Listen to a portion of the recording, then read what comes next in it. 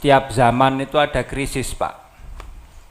Krisis itu terjadi karena pertama tidak seimbang.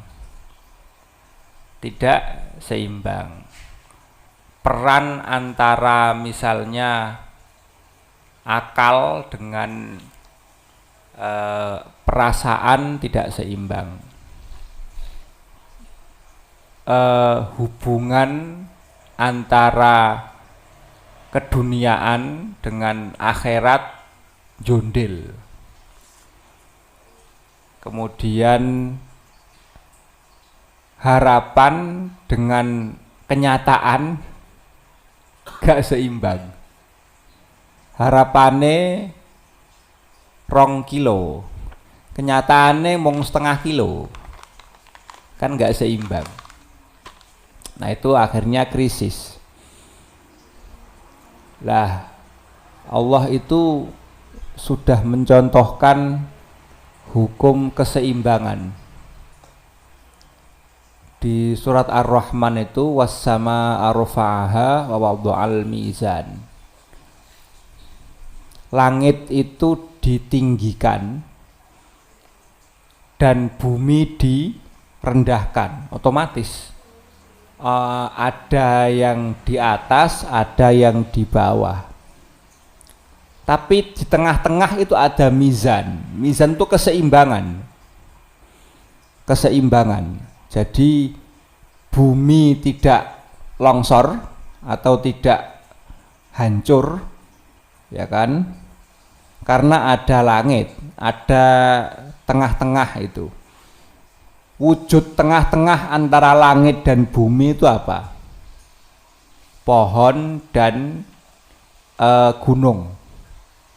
Jadi gunung dan pohon itu makhluk yang berdiri di tengah-tengah antara langit dan bumi.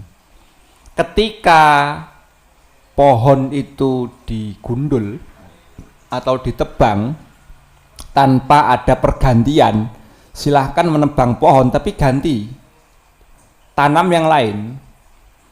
Atau gunung itu dirusak, maka tidak seimbang. Tidak seimbang itu bahasa yang halus. Bahasa medianya bencana. Nah, siapa yang membuat tidak seimbang?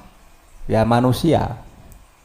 Jadi nek jenengan lihat ini ilmu simbol ya. Langit, bumi. Tengah-tengah kan ruang kosong. Itu manusia ya berdiri, manusia kan tengah-tengah. Sikil nang ngisor, sirah nang dhuwur. Pohon ya gitu, pohon itu paling atas namanya buah, paling bawah namanya akar, terhubung.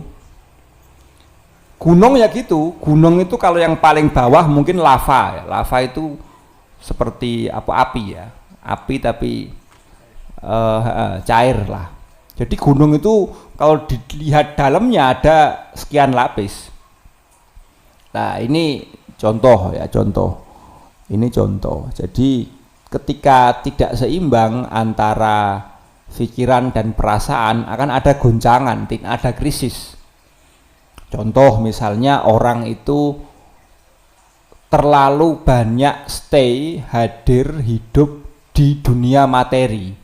Pikirannya setiap detik itu hanya untung, profit, berhasil, dapat uang, beli-beli, ya. Tayangan pikirannya itu hanya itu aja. Lah, hatinya tidak diberi ruang untuk bicara, tidak diberi ruang untuk hidup. Akhirnya ya tergoncang. Tergoncang itu bentuknya apa? Ketika gagal atau tidak berhasil, hatinya tergoncang, emosi gitu ya, panas, kemudian marah-marah itu ekspresinya biasanya pakai suara atau mukanya merah, kemudian memaki, mencaci itu ya. Kalau yang puncak ya tangan bermain, akhirnya tawur. Yang paling parah adalah menggunakan alat, akhirnya terjadi pembunuhan. Itu awal dari ketidakseimbangan. Jadi ada porsi di situ. Terlalu materi duniawi juga berbahaya. Terlalu ruhani juga berbahaya. Terlalu menganggap dunia nggak penting misalnya. Dunia sumber konflik misalnya. Ya keliru. Akhirnya dia itu wiridan kemana-mana bawa tasbih gitu ya.